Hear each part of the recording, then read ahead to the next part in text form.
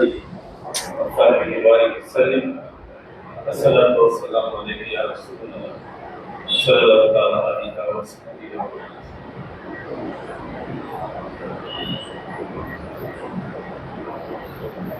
یہ سب نبی کا کرم ہے، یہ سب یا نبی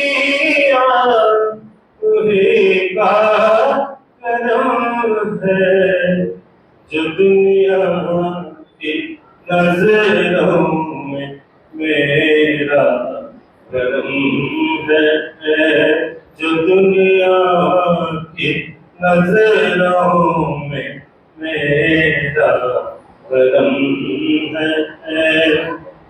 میرے پاس زر ہے نہ جاؤ حشم ہے، میرے پاس زر ہے نہ جاؤ حشم ہے، فقط دولت عشق شاہ امم ہے، فقط دولت عشق شاہ امم ہے۔ کبھی عرض احوال با چشم نم ہے، کبھی دل میں یاد نبی دم بدم ہے، کبھی دل میں یاد نبی دم بدم ہے۔ تھا یوسف پہ شہدا فقط مصر، لیکن محمد پہ قربان عرب اور عجم ہے، محمد پہ قربان عرب اور عجم ہے۔ جواب دامن مصطفیٰ ہو، اسے خوف دنیا نہ خدا کا غم ہے، اسے خوف دنیا نہ خدا کا غم ہے۔ یہاں آجیو سر کے بل چلتے آنا، کہ عرض مدینہ بڑی محترم ہے، کہ عرض مدینہ بڑی محترم ہے۔ وہی میرا چادہ، وہی میری منزل، جہاں بھی محمد کا نقش ختم ہے، جہاں بھی محمد کا نقش قدم ہے۔ غلام غلامان احمد ہے اعظم، غلام غلامان احمد ہے اعظم، یہ نسبت بخشش کو کیا کوئی کم ہے، یہ نسبت بخشش کو کیا کوئی کم ہے۔ یہ سب یا نبی آخری کا کرم ہے، جو دنیا کی نظروں میں میرا کرم ہے۔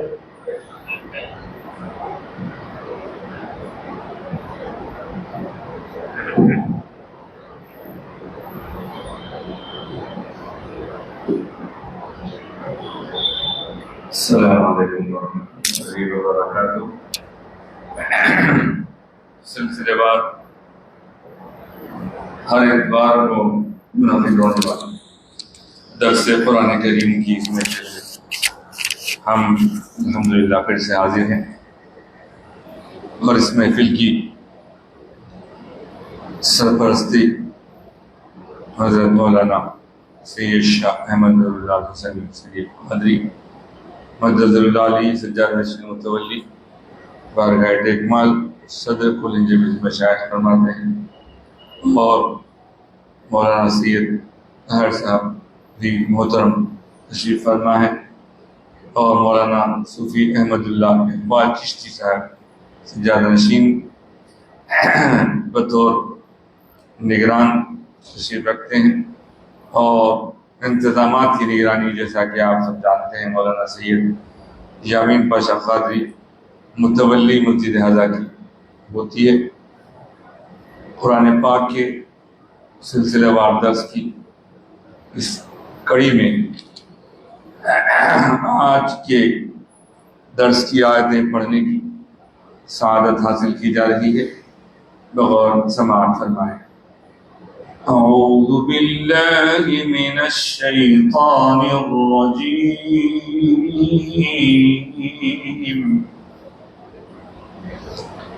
بسم اللہ الرحمن الرحیم، وَلِكُلِّ أُمَّةٍ أَجَلٌ فَإِذَا جَاءَ أَجَلُهُمْ لَا يَسْتَأْخِرُونَ سَاعَةً وَلَا يَسْتَقْدِمُونَ يَا بَنِي آدَمَ إِمَّا يَأْتِيَنَّكُمْ رُسُلٌ مِّنكُمْ يقصون عليكم آياتي فمن اتقى وأصلح فلا خوف عليهم ولا هم يحزنون والذين كذبوا بآياتنا واستكبروا عنها أولئك أصحاب النار هم فيها خالدون صدق الله العظيم وصدق رسوله النبي الأمين الكريم ونحن على ذلك لمن الشاهدين والشاكرين۔ ایک بار درود و سلام کا نذرانہ پیش فرما لیں۔ اللہم صل علی سیدنا و مولانا محمد وعلی آلہ و اصحابہ وبارک وسلم۔ سورۃ الاعراف جو 7 نمبر کا سورہ ہے، اس کی آیت نمبر 34، 35 اور 36 پڑھی گئی ہے، جس میں اللہ تعالی فرما رہے ہیں کہ ہر امت کے لیے، ہر قوم کے لیے ایک وقت مقرر ہے۔ فَإِذَا جَاءَ أَجَلُهُمْ، اور جب آ جاتا ہے ان کے وقت مقررہ کے ختم کا وقت، لا يستأخرون ساعة ولا يستقدمون۔ یستاخرون کا ترجمہ ہوگا تاخیر ہونا، لیٹ ہونا، ڈیلے ہونا۔ یستقدمون کا مطلب ہوگا کہ پری پونڈ ہو جانا، پہلے ہو جانا۔ تو بتایا کہ اللہ تعالیٰ نے ہر کسی کے لیے ایک وقت مقرر رکھا ہے، ان کی زندگی کا، ان کی ترقی کا، ان کے اسباب کے فراہم کرنے کا۔ چنانچہ پچھلے آیات میں ہم نے دیکھا کہ جو لوگ معاذ اللہ کعبۃ اللہ کے اطراف بے لباس ہو کر طواف کیا کرتے تھے، اور ان سے یہ جب کہا جاتا کہ یہ طواف کرنے کا انداز صحیح نہیں ہے، وہ لوگ کہتے ہیں کہ یہ تو ہمارے باپ دادا قوم نے کرتے ہوئے دیکھا ہے، اور ایسا کرنے کا معاذ اللہ نے ہم کو حکم دیا ہے، تو اللہ نے اس بات کی تردید فرما دی اور فرمایا کہ اللہ تعالیٰ کبھی کسی کو گندی باتوں کے کرنے کا حکم نہیں دیتا۔ اللہ تعالیٰ چاہے وہ گندی بات ظاہر ہو یا چھپی ہوئی ہو، گندی باتوں سے اللہ کا کوئی تعلق نہیں ہے، اور اسی کے ساتھ ساتھ بغاوت کرنے اور کسی کو اللہ کے ساتھ شریک ٹھہرانے کی اللہ تعالیٰ تعلیم حکم نہیں دیتا۔ اور جو لوگ بات اپنی طرف سے کہہ رہے ہیں اور اللہ کی طرف اس کو منسوخ کر دے رہے ہیں، یہ بہت بڑا گناہ ہے کہ بندہ کسی بات کو جو اللہ کی نہیں ہے وہ یہ کہے کہ یہ اللہ نے کہا ہے۔ استغفر اللہ، یہ بہت بڑا بہتان ہے، بہت بڑا جھوٹ ہے جو اللہ کی طرف منسوخ کیا جا رہا ہے، یعنی اللہ تعالیٰ کی طرف کوئی ایسی بات لگا دینا جو اللہ نے نہیں کہی، یہ بہت بڑا گناہ ہے۔ اب جو لوگ ایسا کرتے ہیں ان لوگوں کا ایک وقت مقرر ہے، جب تک وہ وقت نہیں آئے گا اس طرح کی وہ باتیں کرتے رہیں گے۔ اب اس ایک آیت مبارکہ میں آپ غور کریں تو کئی چیزوں کا حل بتایا گیا ہے کہ اگر کوئی بندہ ظلم و زیادتی میں زندگی گزار رہا ہے تو اسے اتنا سمجھ لینا چاہیے کہ ہر کام کا ایک وقت ہے، وہ وقت ہو جائے گا تو بات ختم ہو جائے گی۔ اسی طرح اگر کوئی بہت زیادہ آرام اور آسائش میں آ کر یہ سمجھ رہا ہے کہ اب مجھے کوئی تکلیف نہیں ملنے والی، مجھے کوئی موت نہیں آنے والی، میری یہ نعمتیں ختم نہیں ہونے والی ہیں، اس کو بھی سمجھنا چاہیے کہ جناب ہر چیز کا ایک وقت مقرر ہے۔ کسی کے پاس ہمیشہ نعمت نہیں ہوتی، کوئی ہمیشہ جوان نہیں رہتا، کوئی ہمیشہ بچپن کی منزل میں نہیں ہوتا، بچپن بھی آتا ہے، جوانی بھی آتی ہے، پھر ایک وقت بھی آتا ہے جب اس سے خود اس کے جسم کی چیزیں بھی بے وفائی کرنا شروع کر دیتی ہیں، اس کے جسم کے اعضاء، اس کی آنکھیں، اس کے کان کمزور ہو جاتے ہیں۔ اس طرح ہر ایک کا ایک وقت مقرر ہے۔ ایک بادشاہ نے اپنے ایک وزیر سے کہا کہ بابا میرے لیے ایک انگوٹھی بنا کے لاؤ۔ اچھا، جب وہ انگوٹھی بنانا تو اس میں ایک ایسا جملہ لکھنا، ایک ایسا جملہ لکھنا کہ اگر میں خوش رہوں تو بھی میں اپنے آپ سے باہر نہ ہو جاؤں، اور غم ہو تب بھی مجھے اس غم کے زیادہ اثر سے بچنے میں مدد ملے۔ تو وزیر بہت سمجھدار عقل مند تھا، بہت سمجھدار تھا، اس نے کہا اچھی بات۔ جا کر اس نے ایک انگوٹھی بنائی اور انگوٹھی لا کے بادشاہ کو پیش کی، بادشاہ پہن لیا۔ اس میں لکھا تھا، کیا لکھا تھا؟ یہ دن ہمیشہ رہنے والے نہیں، یہ دن چلے جائیں۔ خوشی کے دن بھی جانے والے، غم کے دن بھی جانے والے۔ اگر کسی کو راحت ہے تو وہ راحت بھی چند روزہ ہے، کسی کو زحمت ہے وہ بھی چند روزہ ہے، لیکن اللہ ہمیشہ باقی رہنے والا ہے، اس کا دین ہمیشہ باقی رہنے والا ہے۔ ہم نے اپنے بڑوں کو سنا، جب ہمارے بڑے بزرگ گھر کے کوئی بات سناتے، پرانے زمانے کی بات سناتے یا کسی کی ترقی کی بات سناتے، کسی کی زوال کی بات سناتے، تو اس کے بعد کہہ دیتے یہ دن رہے نہ وہ دن رہے، نام اللہ کا یہ دن رہے نہ وہ دن، خوشی کے دن رہیں گے نہ غم کے دن رہیں گے، نہ خوشی دائمی ہے نہ غم دائمی، یہ دن رہے نہ وہ دن رہے، نام اللہ کا۔ تو یہ چیز بندے کو اللہ سے جوڑے رکھتی ہے۔ تو اللہ نے فرما دیا اب ہم جس دور سے گزر رہے ہیں، ہو سکتا ہے کوئی سوچے کہ صاحب یہ سارے ظلم زیادتیاں مسلمانوں کو کیوں ہیں؟ ہر ایک وقت، ایک ایک وقت اللہ نے مقرر کر رکھا ہے۔ جب تک وہ وقت ان کا ہے وہ اپنے وقت میں دھوم مچاتے رہیں گے، لیکن جب ان کا وقت ختم ہو جائے گا، وقت ختم ہوگا، برابر ختم ہوگا، ایک نہ ایک دن آئے گا۔ ہر کالی رات کے بعد صبح آنے والی ہے۔ تو اس طرح امید پر دنیا قائم ہے۔ یہاں پر اللہ کا یہ فرمان واضح ہے کہ ہر چیز کا، ہر کسی کا، ہر قوم کا ایک وقت مقرر ہے۔ جب وہ وقت آ جاتا ہے، وقت اللہ کی طرف سے جو مقرر کرتا آ جاتا ہے، تو پھر اس میں نہ ایک لمحے کے لیے تاخیر ہوتی ہے، نہ ایک لمحے کے لیے اس میں کوئی جلدی ہوتی ہے۔ وقت مقررہ پر ہی وہ کام ہونا ہے، وہ کام جب ہی ہوگا، نہ پہلے ہوگا نہ بعد میں، نہ لیٹ ہوگا نہ پوسٹ پون ہوگا نہ پری پون ہوگا، نہ ڈیلے ہوگا نہ جلدی ہوگا۔ یہ اگر ہمارا عقیدہ مضبوطی کے ساتھ ہم ذہن میں بنا لیں تو پھر دنیا کی کوئی فکر ہمارے لیے پریشانی کا باعث نہیں ہو سکتی۔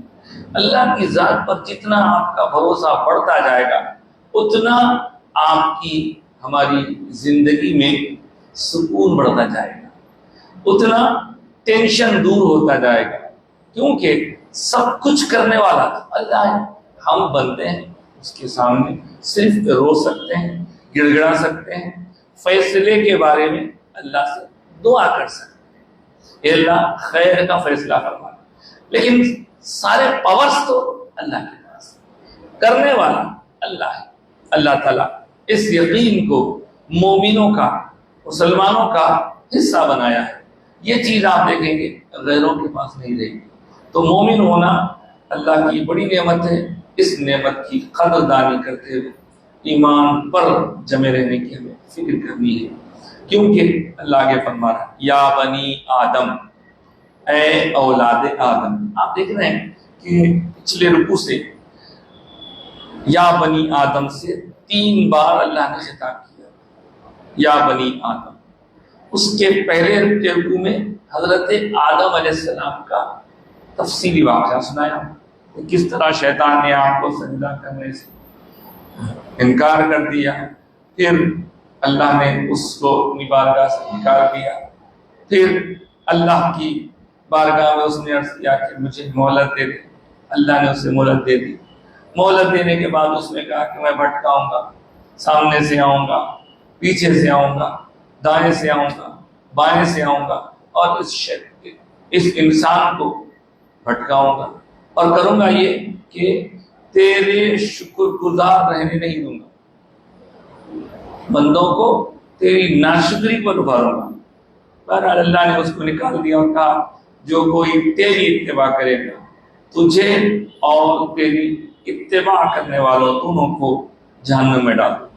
پھر آدم علیہ السلام کا قصہ شروع ہوا کہ آدم و حوا کو اللہ تعالیٰ نے جنت میں رہنے کا حکم دیا کہ وہاں آپ مزے سے رہیں، جو چاہیں جہاں سے چاہیں کھائیں۔ ہاں اتنا ہے کہ ایک درخت بتلا دیا کہ اس سے بچے رہیں۔ پھر شیطان نے وسوسہ اندازی کی تفصیل پوری آپ سن چکے ہیں۔ کہنا یہ ہے کہ آدم علیہ السلام کی طرف سے وہ کام ہو گیا جو نہیں ہونا تھا۔ پھر اللہ نے پوچھا کیوں آدم؟ میں نے کہا تھا نا کہ یہ درخت کھانا نہیں، میں نے کہا تھا نا کہ شیطان تمہارا خدا دشمن ہے۔ اب حضرت آدم اپنے آپ کو اللہ کے سرنڈر کر کے کہتے ہیں یا اللہ ہم سے اپنی جانوں پر ظلم ہوا ہے، بھول ہو گئی ہے، مولا معاف فرما، بخش دے۔ اگر تو نہیں بخشے گا، تو رحم نہیں فرمائے گا، تو ہم کہاں جائیں گے؟ ہم تو ہلاک ہو جائیں گے، ہم تو نقصان اٹھانے والے ہو جائیں گے۔ پھر اللہ تعالیٰ نے حضرت آدم کی توبہ قبول کی اور دنیا میں بھیج دیا۔ دنیا میں بھیجا تو دنیا میں اولاد کا سلسلہ شروع ہوا۔ اب جتنے لوگ ہیں دنیا میں سب آدم کی اولاد ہیں۔ تو جب اللہ تعالیٰ کو پوری اولاد آدم کو خطاب کرنا ہوتا ہے تو اس طرح کے لفظ سے اللہ تعالیٰ ایڈریس کرتا ہے، یا بنی آدم، یا کہتے ہیں اے، بنی کہتے ہیں اولاد، آدم اے اولاد آدم۔ تو اس طرح اولاد آدم کو 3 باتوں کا نام لے کر حکم دیا گیا۔ پہلا حکم تھا کہ تمہارے لیے اللہ نے لباس اتارا ہے، اور وہ لباس تمہاری زینت کا باعث بھی ہے اور تمہارے لیے اپنے عیبوں کی پردہ پوشی کرتا ہے۔ لباس عیبوں کی پردہ پوشی کرتا ہے۔ اور اس کے بعد فرمایا ان سب سے بہترین لباس تقویٰ کا لباس، پرہیزگاری، گناہوں سے بچنے کا۔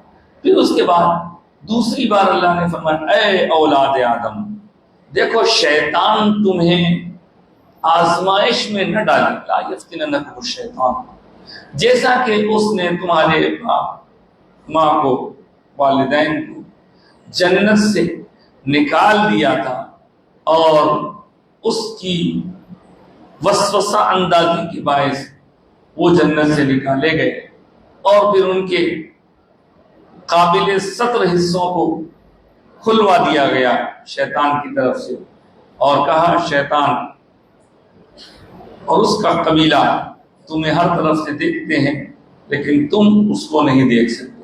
تو دوسری بات یہ کہا گیا کہ تم لوگ شیطان کے بہکاوے میں مت آؤ۔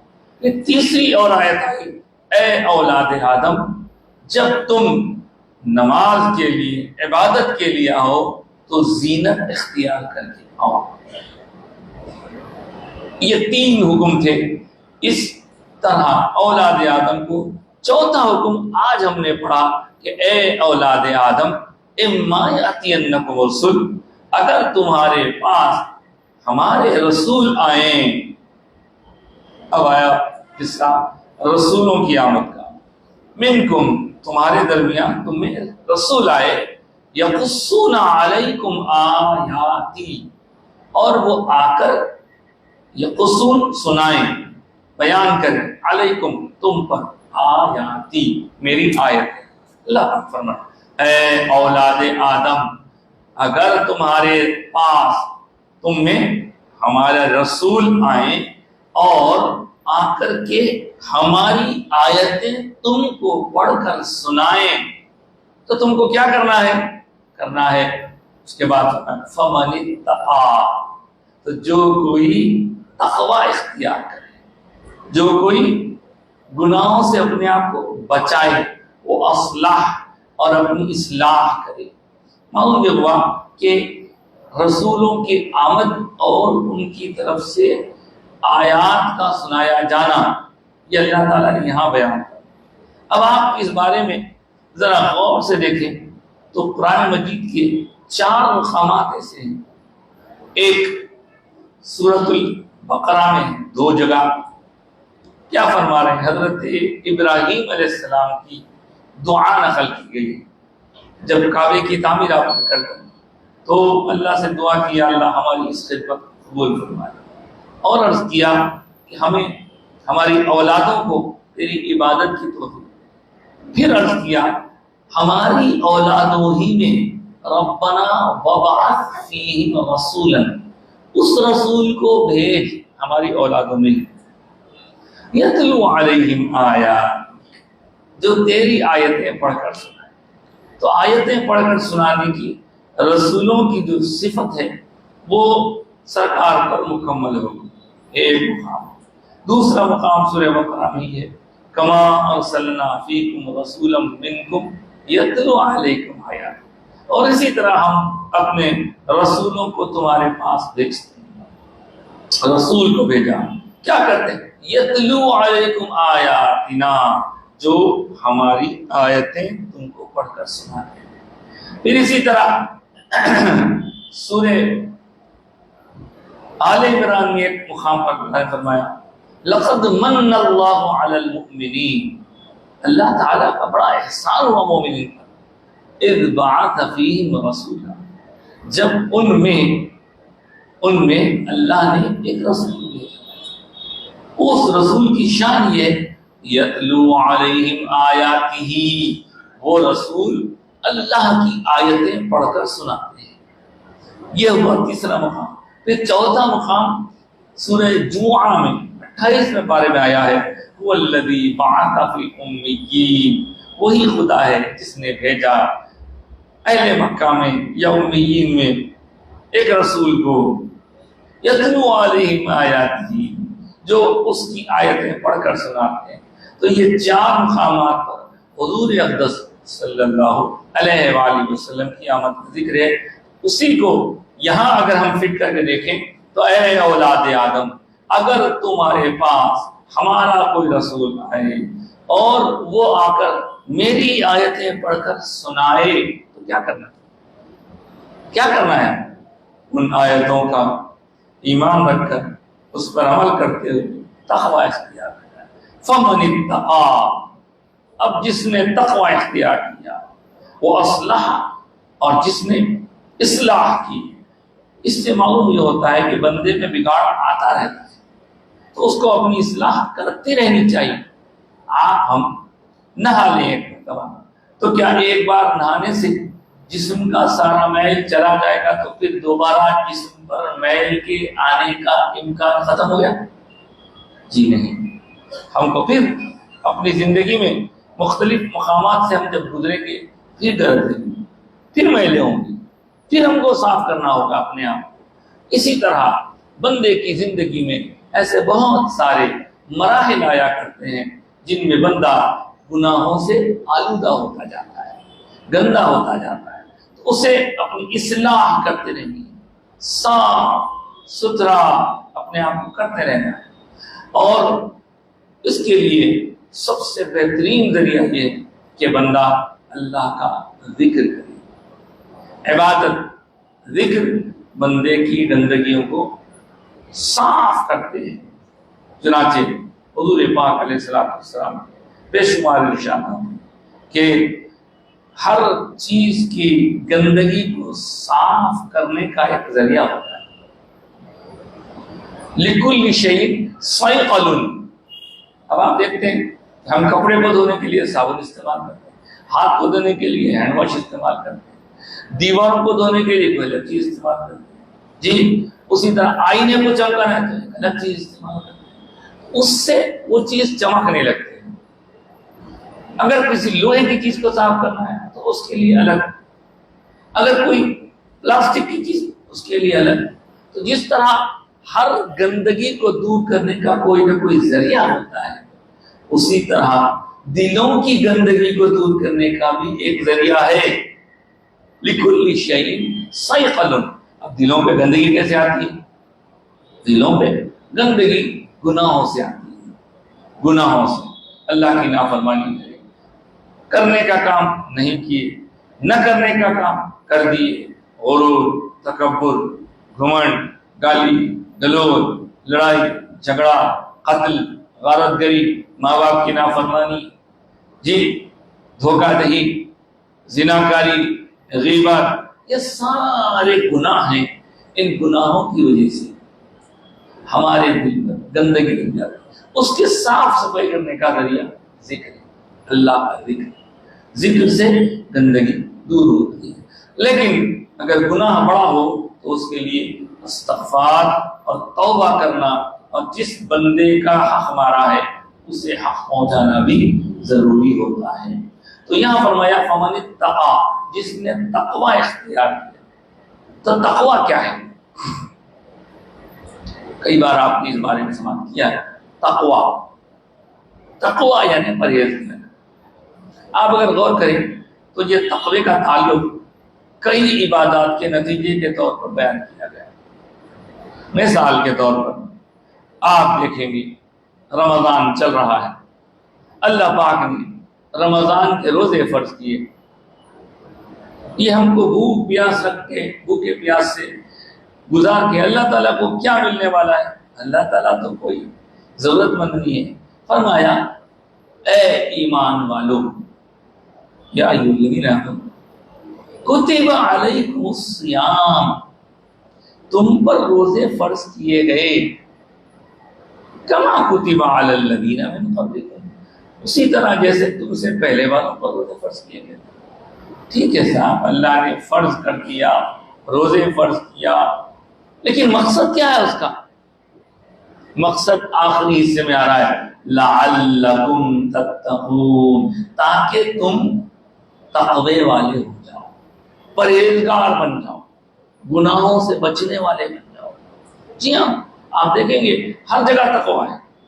ایک مقام پہ فرمایا یا ایھا الذین آمنوا، اے ایمان والو کونوا قوامین للہ شہداء بالقسط، اللہ کے لیے انصاف کرنے والے بن جاؤ، اس کے بعد اعدلوا، عدل انصاف کرو، هو اقرب للتقوی، انصاف کرنا تقوی سے قریب کرتا ہے بندے کو۔ پھر ہم یہاں حج کے بارے میں غور کریں تو پتہ چلتا ہے، اللہ پاک فرماتا ہے کہ حج میں جب کوئی بندہ جاتا ہے وَتَزَوَّدُوا، اور توشہ تیار کر لو، فَإِنَّ خَيْرَ الزَّادِ التَّقْوَىٰ، کیونکہ بہترین زاد راہ الحج اشہر معلوم، حج کے ایام سب کو معلوم ہے، فَمَنْ فَرَضَ فِيهِنَّ الْحَجَّ فَلَا رَفَثَ، اور جو کوئی جس پر حج فرض ہے اس نے اپنے آپ پر حج کو لگا لیا، لاگو کر لیا، نکل پڑا، تو کیا کریں گا؟ فَلَا رَفَثَ وَلَا فُسُوقَ وَلَا جِدَالَ فِي الْحَجِّ، اس کے دوران اس کو کوئی گندگی کام، گندا کام، بری بات سے احتیاط کرنا ہے۔ اس کے بعد وَمَا تَفْعَلُوا مِنْ خَيْرٍ يَعْلَمُهُ اللَّهُ، اور تم جو کچھ بھی نیک کام کرتے ہو اللہ اس کو جانتا ہے۔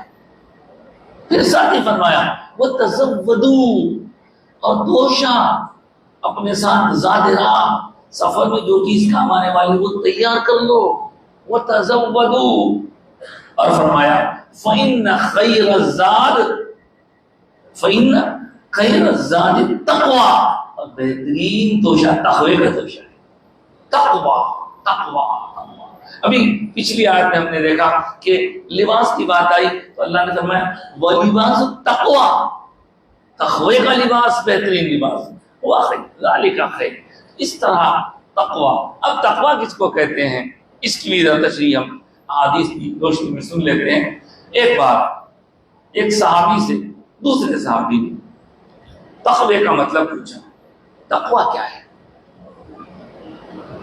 تقوی کا مطلب سمجھائیے۔ میں نے تقوی تو سنا ہے قرآن، اب دیکھیے قرآن پاک میں کئی مقامات پر تقوی کا ذکر ہے۔ اتقوا یا ایھا الناس اتقوا ربکم، اے لوگو اپنے رب کا تقوی اختیار کرو، اتقوا، ہر جگہ تقوی کرو۔ تو مطلب کیا ہے؟ بتایا دیکھو تم مجھ سے تقوی کا مطلب پوچھتے ہو، مجھے بتاؤ کیا کبھی تم نے کسی تنگ راستے سے سفر کیا ہے؟ کیا کبھی تم نے تنگ راستے سے سفر کیا ہے؟ کہاں کیا تو ہے۔ جیسے مثال کے طور پر تم ایک ایسے راستے سے گزر رہے ہو کہ دونوں طرف درختوں کی کانٹیاں ہیں، راستہ تنگ ہے، جانا تم کو اسی میں سے، تم کیسے جاؤ گے؟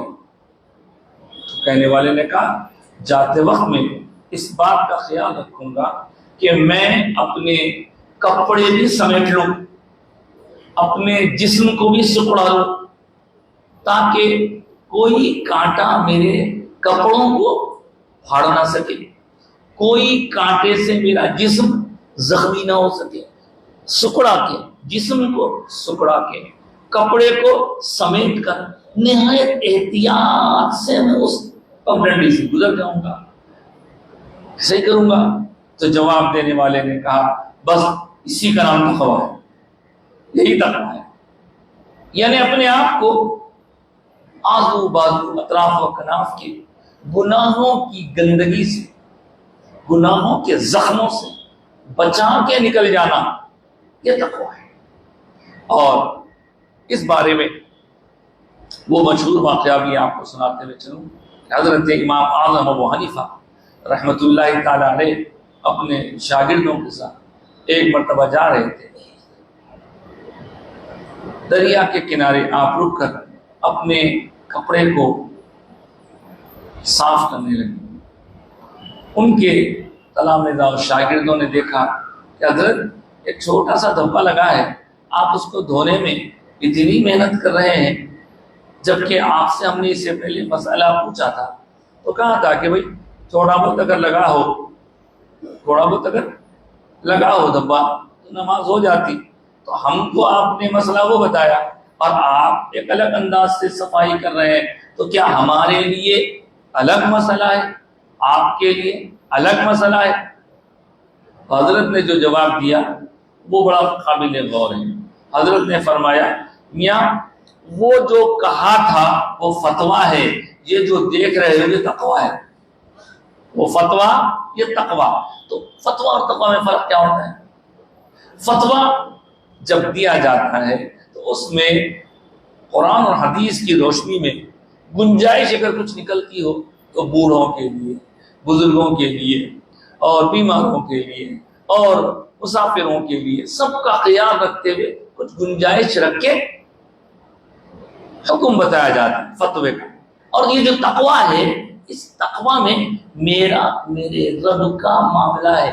میں جتنا زیادہ اپنے آپ کو صاف کروں، جتنا زیادہ اہتمام کروں، صاف سے صاف، ستھرے سے ستھرے کپڑے پہنوں، باریک سے باریک گناہ سے بچوں، تو یہ میرے تقوی کی بلندی ہے. اور جو جتنا زیادہ تقوی اختیار کرے گا اتنا ہی وہ اللہ کے قرب میں چلا جائے گا. تو آپ دیکھیں کہ تقوی کیا ہے. فمن اتقا، تو جس نے تقوی اختیار کیا، وہ اصلح، اور اپنی اصلاح کی، فلا خوف علیہم ولا هم يحزنون، تو اسے نہ تو کوئی خوف ہوگا اور نہ ہی وہ غمگین. یہ بات آپ اس سے پہلے کئی بار سن چکے ہیں.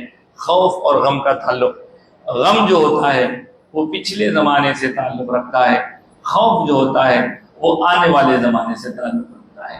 تو اللہ کے ولیوں اور اللہ کے پیارے بندوں کے بارے میں کئی بار یہ کہا گیا کہ جو لوگ نیک ہوتے ہیں، تقوی اختیار کرتے ہیں، تو ان کے لیے نہ تو پچھلے زمانے کا کوئی غم ہوگا نہ اگلے زمانے کا کوئی خوف ہوگا.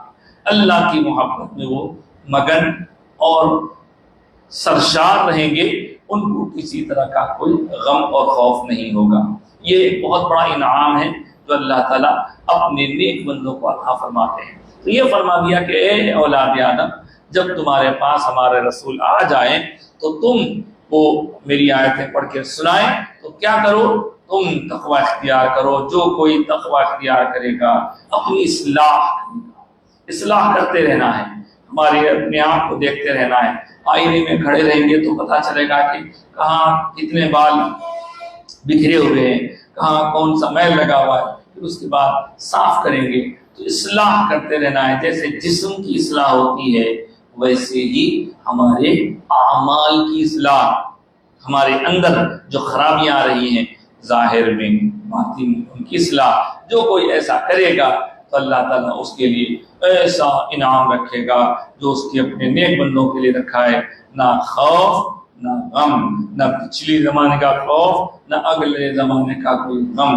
جنت میں بھی جائیں گے نہ خوف نہ غم. لیکن اللہ تعالیٰ کی یہ ایک خاص سنت ہے. قرآن پاک میں ہم دیکھتے ہیں جب بھی نیکوں کا ذکر کرتا ہے تو فوری بروں کا بھی ذکر کرتے ہیں. ان کا کیا حال ہوگا؟ تو وہ کون لوگ ہیں؟ آگے فرمایا والذین کذبوا بآیاتنا، تو جو کوئی ہماری آیتوں کو جھٹلاتا ہے، جو ہماری آیتوں کا انکار کرے، تکذیب کرے، ڈینائی کرے، واستکبروا عنہا، اور ان آیتوں کو سننے کے بعد اکڑ میں آ جائے، غرور کرے، گھمنڈ کرے، تکبر کرے، اولئک اصحاب النار، یہی وہ لوگ ہیں جو دوزخ والے ہیں. ہم فیہا خالدون، اور اسی میں وہ ہمیشہ ہمیشہ رہیں گے. نیک لوگوں کا ذکر ہو گیا، برے لوگوں کا بھی ذکر ہو گیا. اب ہم جب یہ سب سنتے ہیں تو ہمارا کام یہ ہے نیک لوگوں کے ذکر کو سن کر ان جیسا بننے کی فکر کریں، ان کے راستے پر چلنے کی. اور بروں کا ذکر اس لیے کیا گیا ہے تاکہ ان کی وہ تمام بری باتوں، بری عادتوں، برے اطوار، برے عادات سے اپنے آپ کو بچایا جا سکے. جب ہم ان سے بچ جائیں گے تو انشاءاللہ نیک بن جائیں گے. حضرت شیخ سعدی علیہ الرحمہ سے کسی نے پوچھا حضرت آپ کے اتنے اخلاق آداب ہیں، آپ نے یہ اخلاق اور آداب کن سے سیکھے، کہاں سیکھے آپ؟ تو حضرت نے کہا میں نے بے ادبوں سے یہ اخلاق سیکھے. لوگ کہنے لگے حضرت کیسی بات کرتے ہیں آپ؟ بے ادب جو خود بے ادب ہے، بد اخلاق ہے، وہ بے ادب اور بد اخلاق آپ کو کیا ادب سکھائے گا، کیا اخلاق سکھائے گا؟ تو کہنے لگے کہ بے ادبوں کو دیکھتا تھا، بد اخلاقوں کو دیکھتا تھا، جو کام وہ کرتے تھے میں اس کام کو چھوڑ دیتا تھا، میں ادب والا بن گیا تھا۔ سیدھی سی بات۔ چلیں آج کی گفتگو درس قرآن کے حوالے سے یہیں روکتے ہیں اور آگے حدیث پاک سنتے ہیں، اس کے بعد فقہی مسئلہ۔ دیکھیے حدیث پاک میں نے آج بخاری شریف کی حدیث آپ کو سنانے کے لیے لائی ہے، جس کے راوی حضرت ابو ہریرہ رضی اللہ تعالی عنہ ہیں۔ عن ابی ہریرہ رضی اللہ تعالی عنہ قال اتى جبریل النبی صلی اللہ علیہ وسلم فقال یا رسول اللہ هذه خدیجة قد اتت معها اناء فيه ادام او طعام او شراب فإذا هي اتتك فقرأ عليها السلام من ربها ومني وبشرها ببيت في الجنة من قصب لا صخب فيه ولا نصب۔ اللہ اکبر۔ یہ بخاری شریف کی مشہور حدیث ہے۔ اس حدیث پاک میں اللہ تبارک و تعالیٰ کے حبیب جو ارشاد فرما رہے ہیں اسے حضرت ابو ہریرہ بیان کر رہے ہیں۔ ارشاد کیا ہوا؟ قال رسول اللہ، سرکار دو عالم صلی اللہ علیہ وسلم نے ارشاد فرمایا جبریل امین نبی صلی اللہ علیہ وسلم کے پاس آئے۔ حضرت جبریل جو آسمانوں کا فرشتہ جو ہر نبی کے پاس پیغام حق لانے کے لیے مقرر، وہ ایک بار حضرت جبریل سرکار دو عالم صلی اللہ علیہ وسلم کے پاس حاضر ہوئے، جسے کئی بار حاضر ہوتے تھے۔ حاضر ہو کر عرض کرنے لگے یا رسول اللہ، دیکھیے آپ کے پاس ابھی خدیجہ آ رہی ہیں، آپ کے پاس خدیجہ آ رہی ہیں اور ان کے ساتھ ایک برتن ہے، اس برتن میں سالن کھانا یا کوئی پینے کی چیز ہے، وہ آپ کے پاس اب آ رہی ہے۔ جبریل علیہ السلام فرما رہے ہیں، سرکار سے عرض کر رہے ہیں اب وہ آپ کے پاس آ رہی ہے۔ جب وہ آپ کے پاس آئیں تو ان کے رب کی طرف سے ان کو سلام کہیے گا اور میری طرف سے بھی انہیں سلام پہنچائیے۔ اللہ اکبر، اتنا بڑا شرف ہے حضرت خدیجہ کا، حضرت بی بی خدیجہ کا کتنا بڑا شرف ہے، اللہ جنہیں سلام بھیجا۔ اور پھر حضرت جبریل عرض کریں میری طرف سے بھی ماں خدیجہ کو سلام پہنچا دیجئے اور انہیں یہ خوشخبری سنا دیجئے، انہیں اس بات کی خوشخبری سنا دیجئے کہ جنت میں ان کے لیے موتیوں کا ایک محل تیار کیا گیا ہے، موتیوں کا ایک محل تیار کیا گیا ہے، اور جس کی بشارت میں دے رہا ہوں اللہ کے سلام کے ساتھ، میرے سلام کے ساتھ، اور اس محل کی خاص بات یہ ہے نہ وہاں کوئی شور ہوگا، نہ وہاں کوئی ہنگامہ ہوگا، نہ کوئی تکلیف ہوگی، نہ کوئی تھکن ہوگی۔ اللہ، یہ بخاری شریف کی مشہور حدیث پاک ہے۔ اس پوری حدیث کو سننے کے بعد آپ کے ذہن میں ظاہر سی بات ہے ایک نہیں کئی سوالات اٹھیں گے۔ موتی کا محل جنت میں، جس میں کوئی شور نہیں، کوئی ہنگامہ نہیں، کوئی تھکن نہیں، کوئی محنت نہیں، ایسا کیوں کہا جا رہا ہے؟ تو جنت آرام کی جگہ ہے، اور جس خاتون کو خدیجہ رضی اللہ عنہ، اس خاتون کو سلام پہنچایا جا رہا ہے، وہ کون ہے خاتون؟ ایسا ہے جو جانتے ہیں وہ تو جانتے ہیں، لیکن ہم دیکھتے ہیں کہ بہت سارے نوجوان ناموں میں کنفیوز ہوتے ہیں، تو یہ خدیجہ کون ہے؟ کسی سے پوچھا یہ فاطمہ کون ہے تو کوئی ہے معاذ اللہ پر کہتے ہیں کہ سرکار کی بیوی، استغفر اللہ، فاطمہ تو سرکار کی بیٹی کا نام ہے، سیدہ فاطمہ۔ اب یہ خدیجہ کون ہے؟ تو خدیجہ وہ عظیم خاتون ہیں کہ جن کے فضائل مناقب بہت کم سننے کو ملتے ہیں، اس لیے کہ سرکار دو عالم صلی اللہ علیہ وآلہ وسلم کی اور ازواج مطہرات کا ذکر تو ہم سنا کرتے ہیں، لیکن چونکہ رمضان میں آپ کا وصال ہوا ہے تو رمضان میں عام طور پر محافل کم ہوتی ہیں، تو تذکرہ حضرت خدیجہ کم ہوا کرتا ہے، تو آج ارادہ ہوا کہ کچھ دیر کے لیے حضرت بی بی خدیجہ الکبریٰ رضی اللہ تعالی عنہا کا ذکر جمیل کر کے ہم اپنی قسمت کو سنواریں گے۔ حضرت بی بی خدیجہ کون ہیں؟ اللہ اکبر۔ حضرت بی بی خدیجہ رضی اللہ تعالی عنہ سرکار دو عالم صلی اللہ علیہ وآلہ وسلم کی سب سے پہلی زوجہ کا نام ہے، اور آپ کی خصوصیات یہ ہیں کہ آپ ہی نے سرکار اقدس صلی اللہ علیہ وآلہ وسلم کے ساتھ بہت لمبا پیریڈ گزارا ہے۔ اب حضور کی ازواج پر کبھی تفصیلی خطاب ہوگا، لیکن آپ کی ازواج مطہرہ سب سے زیادہ ٹائم حضرت بی بی خدیجہ نے گزارا، اور آپ جانتے ہیں کہ بی بی خدیجہ اسلام کی سب سے پہلی خاتون ہے۔ اگر یوں کہا جائے کہ حضور پر وحی نازل ہوئی، حضور نے اپنے نبی ہونے کا ذکر فرمایا، تو سب سے پہلے اسلام کون لائے؟ سب سے پہلے اسلام لانے کے لیے اگر دیکھا جائے تو وہ ہے حضرت ام المؤمنین بی بی خدیجہ الکبریٰ رضی اللہ عنہا۔ سب سے پہلے آپ نے سنا، اس لیے کہ حضور آگے پہلے سنائے آپ کو۔ ہاں، مردوں میں حضرت ابو بکر صدیق، لڑکوں میں حضرت علی، غلاموں میں حضرت زید بن حارثہ، لیکن سب سے پہلے اسلام لانے والی خاتون کا نام حضرت ام المؤمنین۔ یہ ام المؤمنین کیا ہے؟ ام کہتے ہیں ماں، مؤمنین کی ماں۔ اللہ تعالیٰ نے قرآن میں فرمایا کہ جتنی ازواج مطہرات سرکار کی جتنی بیویاں ہیں وہ سب کی سب امت کی مائیں ہیں۔ تو امت کی پہلی ماں کون ہے؟ امت کی پہلی ماں حضرت بی بی خدیجہ الکبریٰ رضی اللہ تعالیٰ عنہ۔ میرے آقا سرکار دو عالم صلی اللہ علیہ وسلم مکے میں ہیں۔ حضور کی عمر شریف ابھی 24 برس ہے، 24 برس۔ اس دوران آپ کے بارے میں سارے لوگوں میں دھوم ہے کہ بڑے امین ہیں، صادق ہیں۔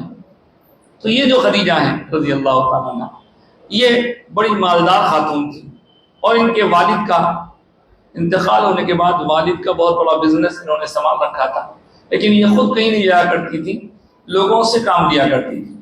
حضرت بی بی خدیجہ الکبریٰ رضی اللہ تعالیٰ عنہ کو ان کے ٹریڈ کے لیے، بزنس کے لیے، یہاں سے ملک شام بھیجنے کے لیے کسی دیانتدار انسان کی ضرورت تھی۔ حضور کے بارے میں انہوں نے سنا تو حضور اکرم صلی اللہ علیہ وسلم کے پاس بات پہنچائی اور کہا کہ آپ اگر جو ہے اس کو لے جائیں گے تو ہم جو ہے آپ کی خدمت کریں گے، جیسی اوروں کی کرتے ہیں آپ کی زیادہ خدمت کریں گے۔ حضور نے اپنے چاچا سے سوال کیا، حضرت ابو طالب سے۔ چاچا نے کہا ٹھیک ہے۔ تو حضور مال تجارت لے کر، 24 سال کی عمر سرکار کی تقریباً، مال تجارت لے کر ملک شام تشریف لے گئے۔ تو بی بی خدیجہ نے، تو شادی نہیں ہوئی تھی، بی بی خدیجہ نے مال تجارت کے ساتھ حضور کو بھیجا، تو اپنے غلام کو بھی بھیجا، نام تھا اس کا میسرہ، دیکھتے رہنا ذرا کون سا کام کیسے ہو رہا ہے، کیا ہے، کدھر ہے۔ تو سرکار تشریف لے گئے اور جا کر کے واپس تشریف لائے، اور بہت کم وقفے میں بہترین نفع کے ساتھ حضور تشریف لائے، اور حضور کی آمد کے وقت اور آمد کے بعد بھی اس میسرہ نے آ کر بی بی خدیجہ کو جو حالات سنائے، ان حالات نے بی بی خدیجہ کو بہت متاثر کیا۔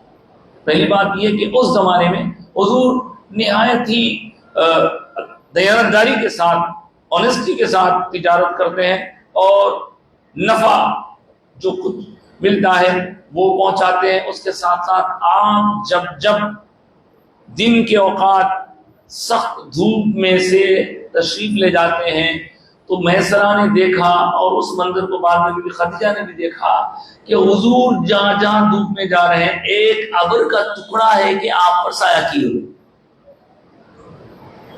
اس دوران حضرت بی بی خدیجہ کو ایک خواب بھی پڑا۔ خواب یہ پڑا کہ آپ کے گھر میں سورج اتر آیا۔ آپ کے ایک چچا زاد بھائی تھے ورقہ بن نوفل، ان سے جا کر ان سے دریافت کیا کہ بھئی کیا ہے؟ تو بولے بہت بڑی خوشخبری ملنے والی۔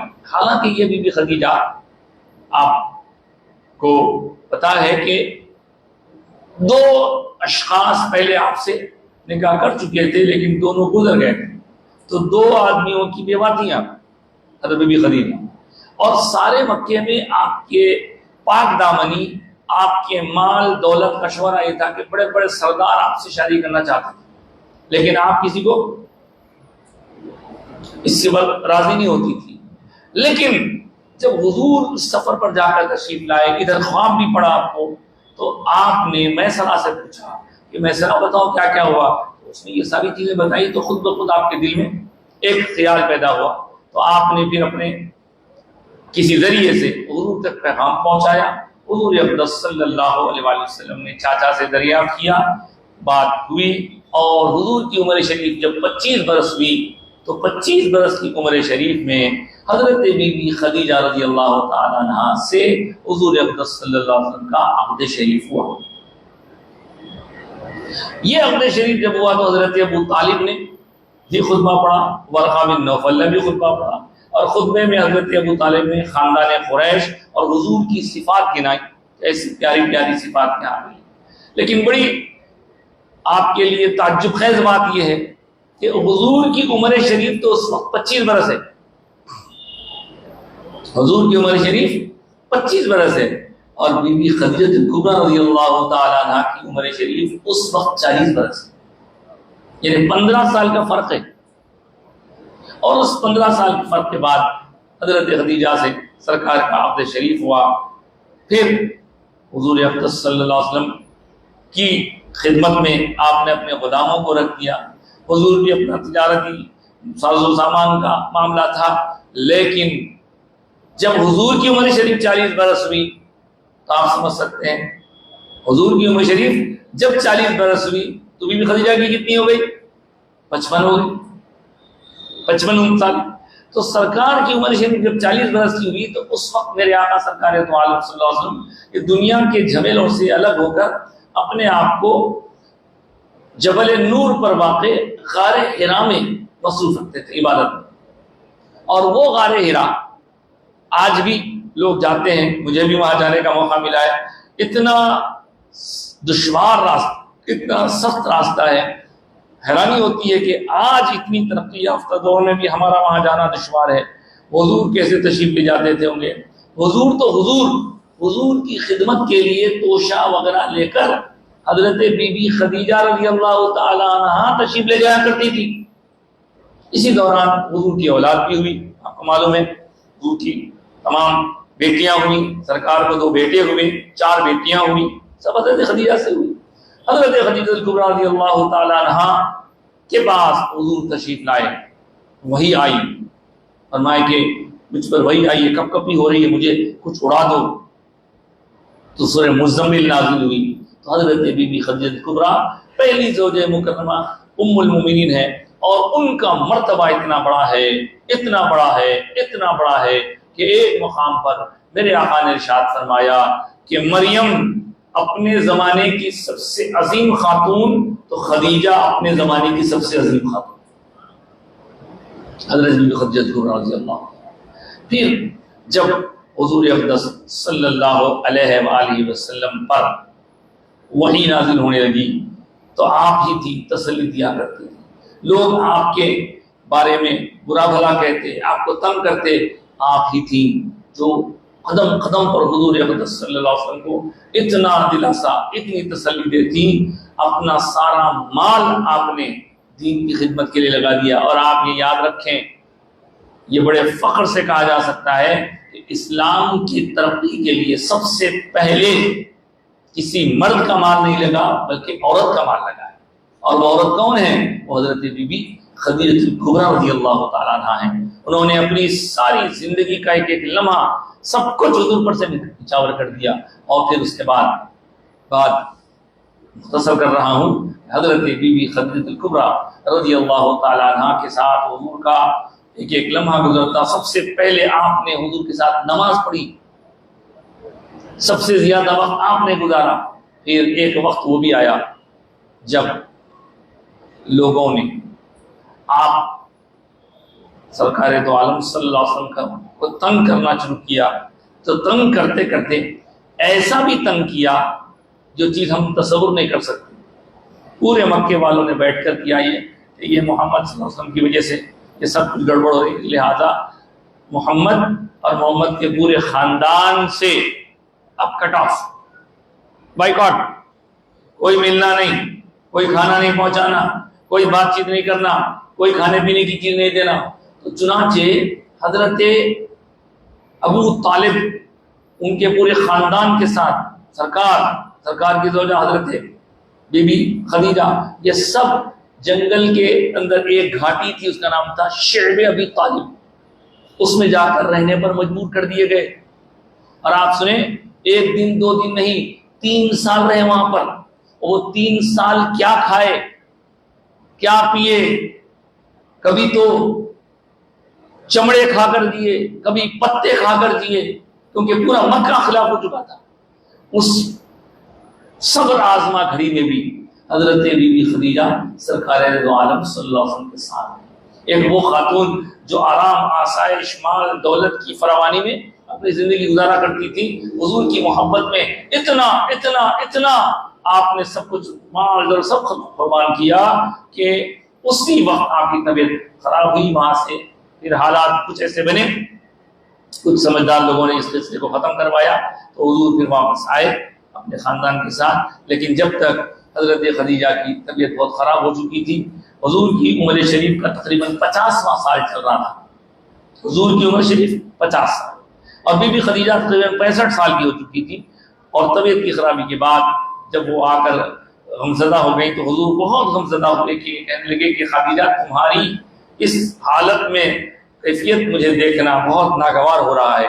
بہرحال سرکار اقدس صلی اللہ علیہ وسلم کی یہ زوجہ مکرمہ حضرت بی بی خدیجہ سن 50 ہجری کے آس پاس 10 رمضان المبارک میں وصال فرما جاتے، اور آپ کے چچا بھی کچھ ہی دن پہلے گزر گئے تھے۔ تو وہ دن وہ سال حضور کا اتنا غمزدہ کہ سرکار کی سیرت میں اس سال کو غم کا سال کہتے ہیں، غم کا سال، بہت تکلیف ہے سرکار۔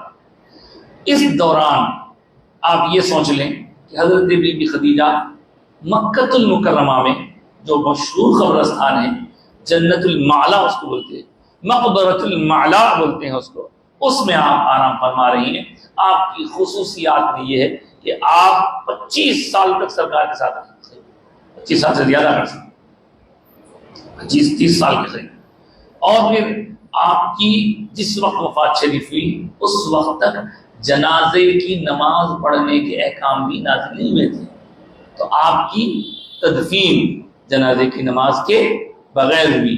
اور خاص شرف کی بات یہ ہے کہ حضور اقدس صلی اللہ علیہ وسلم نے خود قبر شریف کو تیار کیا، اور اس میں آپ نے کچھ دیر قیام کیا، اور حضرت خدیجہ کو اپنے ہاتھوں سے اس میں آپ نے دفن کیا۔ تو یہ بی بی خدیجہ کبریٰ بڑی عظمت والی خاتون۔ اب آپ کو ایک ایسی بات بتاؤں گا جس کو سن کے آپ حیران ہو جائیں گے، وہ یہ کہ سرکار دو عالم صلی اللہ علیہ وسلم کی یہ زوجہ کے وصال کے بعد حضور 2-3 سال تک تو مکے میں رہے، اور اس کے بعد 52 سال کی عمر شریف میں تقریباً مکہ تشریف لائے۔ بی بی خدیجہ تو موجود گئی تھی۔ یہاں آنے کے بعد حضرت بی بی عائشہ صدیقہ کے ساتھ آپ کا ساتھ رہا، اور دیگر ازواج مطہرات حضرت بی بی حفصہ ہے، حضرت بی بی ام حبیبہ ہے، حضرت بی بی ام سلمہ ہے، حضرت بی بی زینب بنت جحش ہے، کئی اور ازواج مطہرات حضور کی، یعنی مدینہ طیبہ کی حیات پاک میں اور کئی ازواج آ کے جڑ گئی، لیکن جب تک بی بی خدیجہ موجود تھی حضور نے کوئی دوسرا نکاح نہیں کیا۔ اب حیرانی کی بات آپ سے یہ کرنا چاہ رہا ہوں کہ مدینے میں جتنی ازواج مطہرات تھیں وہ ساری کی ساری ازواج مطہرات سب حضور کی چاہنے والی، سب حضور کی پر جانثار کرنے والی، لیکن حضور ہیں کہ ان سب کے درمیان اکثر حضرت بی بی خدیجہ کا ذکر فرماتا ہے، اکثر۔ تو آپ جانتے ہیں کہ بعد والی ازواج میں سب سے زیادہ مرتبہ کس کا ہے؟ آپ بولیں گے سب سے زیادہ مرتبہ حضرت ام المؤمنین بی بی عائشہ صدیقہ رضی اللہ عنہا، کیونکہ آپ کے لیے قرآن کی آیتیں نازل ہوئی ہیں۔ آپ وہ اکیلی خاتون ہیں کہ سب ازواج مطہرات پہلے سے شادی شدہ تھی، یا انتقال ہوتا تھا شہروں کا، بیوہ تھی یا طلاق شدہ تھی، لیکن ایک حضرت بی بی عائشہ اکیلی تھی رضی اللہ تعالیٰ عنہ، حضرت ابوبکر صدیق کی شہزادی، وہ بغیر کسی سے نکاح کیے صرف حضور سے نکاح کی، اور حضور کا آپ سے تعلق بھی خاص تھا، لیکن دوسری اور ازواج مطہرات حضرت بی بی عائشہ کو دیکھ کے رش کرتی تھی. حضرت بی بی عائشہ کو سرکار اتنا ٹائم دیتے ہیں اور ہم تو حضرت بی بی عائشہ فرماتی ہیں دوسری ساری ازواج میں سے کوئی زوجہ سے مجھے رشک نہیں ہوتا تھا، لیکن مجھے رشک ہوتا تھا کہ خدیجہ کیسی تھی. اس لیے کہ حضور بار بار ذکر فرماتے کوئی اگر حضور اقدس صلی اللہ علیہ وسلم کے پاس بی بی خدیجہ کا ملاقاتی رشتہ دار آ جاتا اس کو ٹائم دیتے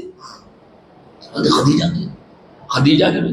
ایک بار کیا ہوا، گھر میں سرکار کے پاس بکرا وکرا کٹا، اس وقت سرکار نے اتنا سارا گوشت حضرت بی بی خدیجہ کے رشتہ داروں میں، حتیٰ کہ رشتہ داروں میں بلکہ حضرت بی بی خدیجہ کی سہیلیوں میں پہنچایا. تو اتنا خیال رکھتے تھے بی بی خدیجہ کا سرکار.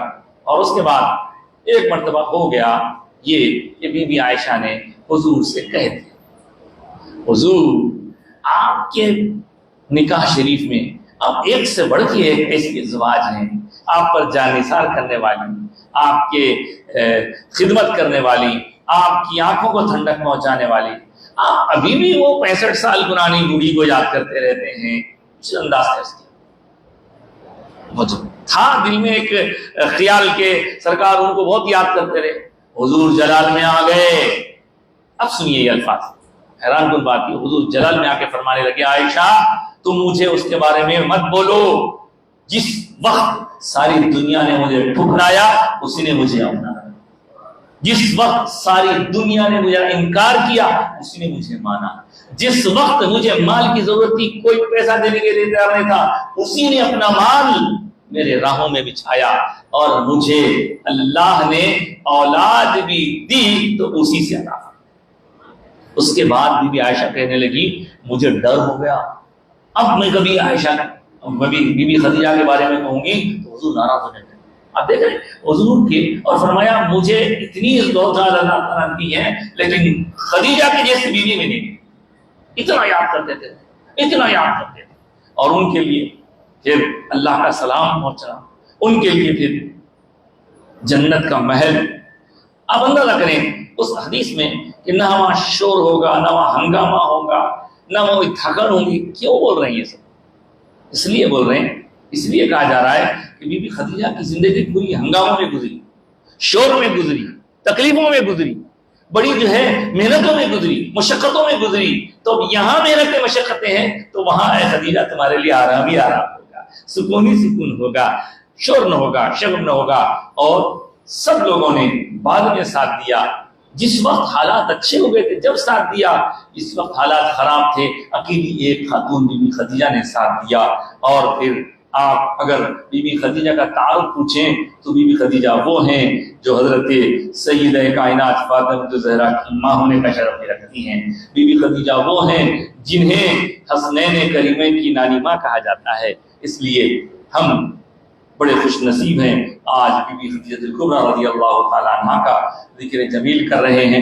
بی بی خدیجہ کا ذکر کیجیے. ہمارے گھروں میں تو اب دیکھیے کلم کلی بات ہے، کون کیا کہتا ہے وہ کہا کرے، لیکن ہم کون ہیں، ہمارا طریقہ کیا ہے، ہمارے بزرگوں کا طریقہ کیا ہے یہ معلوم ہے. آپ ہمارے گھر کا طریقہ بتاتا ہوں. میں بچپن سے چھوٹے رہنے سے یاد ہے مجھے ہمارے گھر کا طریقہ ہے. کوئی مانے ٹھیک ہے، نہیں مانے کوئی بات نہیں، لیکن یہ نام یاد رکھنے کے لیے مجھے یاد ہے کہ میں جب چھوٹا سا تھا، جب سے یاد ہے ہمارے گھر میں رمضان میں باقاعدہ 20 تا 25 فاتحیں ہوتی ہیں. حیرانی کی بات، آپ سن کے حیران ہوں گے. اور جب شروع میں خطاطی سیکھنا شروع کیا تھا، امی بولے تھا لکھ دے بیٹے تو پرانا ایک کاغذ نکال کے دیے تھے. اس کاغذ میں 3 رمضان کو حضرت فاطمہ کی فاتحہ، 10 رمضان کو حضرت خدیجہ کی فاتحہ. تو ہم جب بھی پوچھتے تھے امی یہ کون ہے تو امی سب بتا دیتے تھے امی یہ ہے یہ.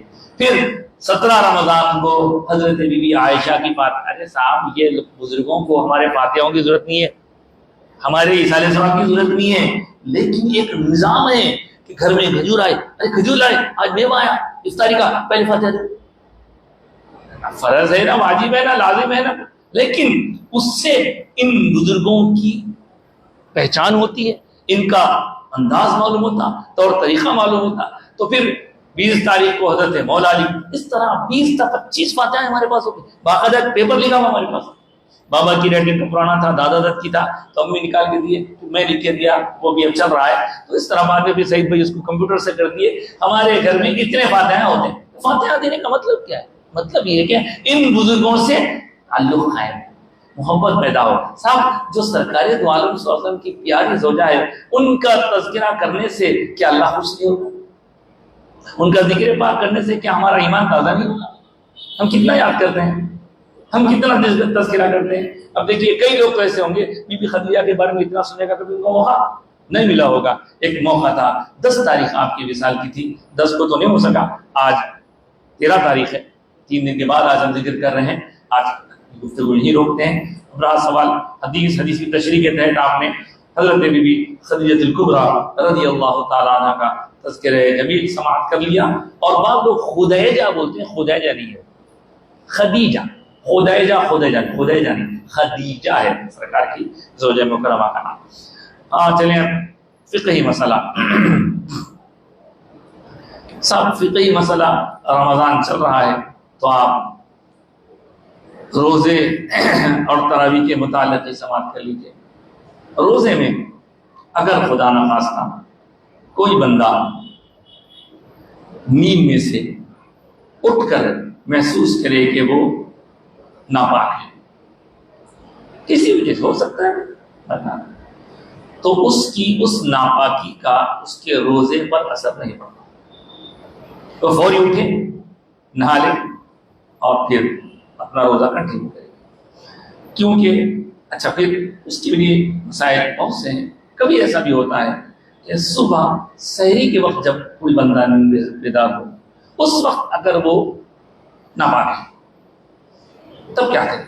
ٹائم اتنا ہے کہ نہائے گا تو سحری نہیں کر پائے گا، سحری کرے گا تو نہا نہیں پائے گا. کیا ناپاکی کی حالت میں روزہ شروع کیا جا سکتا ہے؟ تو بے شک شروع کیا جا سکتا ہے. اگر اس وقت آپ دیکھتے ہیں کہ ٹائم کم ہے، سحری اگر نہیں کریں گے تو آپ کا ٹائم ختم ہو جائے گا، تو ہاتھ منہ دھو لے کے جلدی سے آپ پہلے کھانا کھا لیجیے. پھر کھانے کے فوری بعد فجر سے پہلے غسل کر لیجیے تاکہ آپ کا روزہ بھی چلے گا، پاکی بھی حاصل ہو جائے گی اور نماز بھی قضا نہیں ہوگی. لیکن کبھی کبھی بعض لوگ ہم سے یہ کہتے ہیں کہ صاحب نہانے کا جب ہم دن میں ارادہ کرتے ہیں تو بعض لوگ ہم سے کہتے ہیں بھئی یہ ٹائم پہ نہ نہایا کرو، وہ ٹائم پہ مت نہایا کرو، روزے میں نہیں نہانا، روزہ خراب ہو جاتا. تو روزے میں کسی بھی وقت نہا سکتے ہیں، ضرورت پیش آ جائے تو کسی بھی وقت نہا سکتے ہیں، حتیٰ کہ عصر کے بعد بھی نہا سکتے ہیں. کوئی زور کے بعد سو گیا، اس پر طبیعت کا اثر ہو گیا اور وہ ناپاک محسوس کرا اپنے آپ کو خود سے، ہاں ضروری ہے اس کو. البتہ روزے سے ہٹ کے جب نہائیں گے، روزے میں نہائیں گے، اس کا فرق ہے. روزے سے ہٹ کے جب نہائیں گے کبھی بھی تو آپ 3 اس کے فرض میں، ایک فرض کلی کرنا غرارے کے ساتھ، دوسرا فرض ناک میں پانی چڑھانا، تیسرا فرض پورے جسم پر پانی چڑھانا. حالت روزے میں جب نہائیں گے تو کلی ضرور کریں، غرارہ. اس لیے غرارہ کرنے کی وجہ سے بندے کا روزہ متاثر ہو سکتا ہے، پانی اندر جانے کا اندیشہ ہوتا ہے. بس یہ آج کا مسئلہ تھا.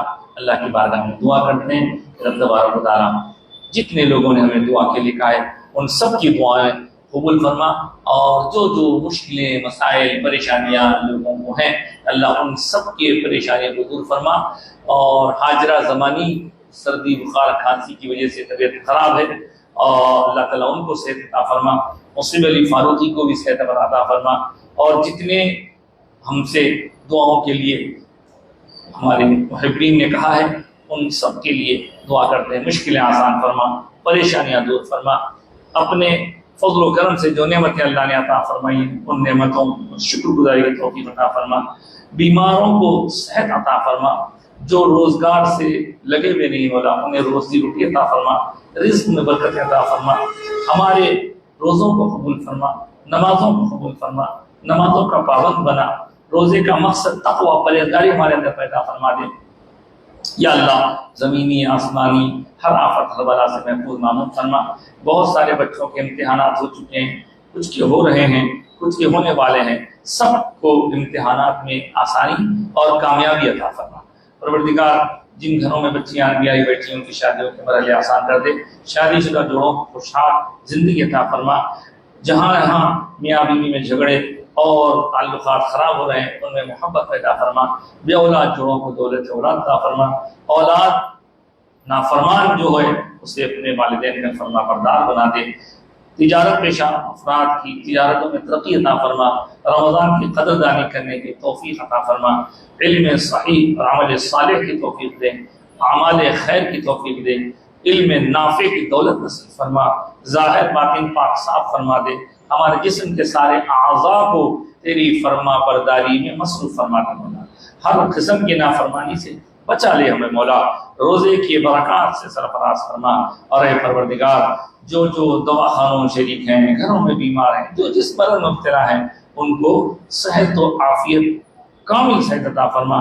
اور جن لوگوں کو نوجوان رہتے ہوئے بھی روزہ رکھنے کی توفیق نہیں ہو رہی ہے، تجارت کے نام پر روزے چھوڑ رہے ہیں، اللہ ان کے ذہن میں فکر میں روزے کی اہمیت ڈال دے، اور روزہ پروردگار فرض روزہ رہنے کی ہمیں طاقت و قوت عطا فرما۔ خاص طور سے دعا کرتے ہیں مولا فلسطینی مسلمانوں کے لیے جہاں ظلم و زیادتی شیطانوں کی طرف سے جاری ہے، یا اللہ مظلومین کی مدد فرما، غیر سے ان کی امداد فرما، اور ساری دنیا کے مسلمانوں کو ان کے لیے فکر کرنے اور ان کی مدد کرنے کے راستے آسان فرما دے۔ یا اللہ دشمنان دین کے ناپاک عزائم کو ناکام بنا دے۔ ہمارے سروں پر ہمارے بزرگوں کا سایہ سر پر سلامت رکھ، اور ہم کو اس ماہ پاک کی برکتوں سے نواز۔ قرآن پاک کا کثرت سے پڑھنا، پڑھانا، سننا، سنانا، سمجھنا، سمجھانا، اس پر عمل کرنا، قرآن اور صاحب قرآن سے مضبوط وابستگی اختیار کرنا ہمارے لیے آسان فرما دے۔ یا اللہ ہمارے نفس کے شرور سے ہم تیری پناہ میں آتے ہیں مولا، ہماری تمام دعائیں قبول فرما۔ ہمارے تمام بزرگوں کو جو گزر گئے ہیں اپنی جبار رحمت میں جگہ عطا فرما۔ ہمارے حضرت قبلہ کے درجات کو بلند سے بلند فرما۔ ہمارے پیرانی ماں اور ہمارے تمام جتنے محبین، معتقدین، متوسلین اور جتنے بھی ارادت مند ہیں سب کی مغفرت فرما دے، اور خاص طور سے یہاں آرام فرما بزرگوں کی مسجد حسینی کے احاطے میں جو بزرگ آرام فرما رہے ہیں ان کے تمام متعلقین سب کی مغفرت فرما دے، اور ہم سب کا خاتمہ بالخیر فرما، ایمان پر خاتمہ فرما۔ آمین یا رب العالمین یا ارحم الراحمین۔ صلی اللہ تعالی وسلم علی خیر خلقہ ونور عرشہ سیدنا ومولانا محمد وعلی آلہ واصحابہ اجمعین برحمتک یا ارحم الراحمین والحمد للہ رب العالمین۔ مختصر ایک شعر خالی، تمام نے پڑھا، میں جانا نہیں۔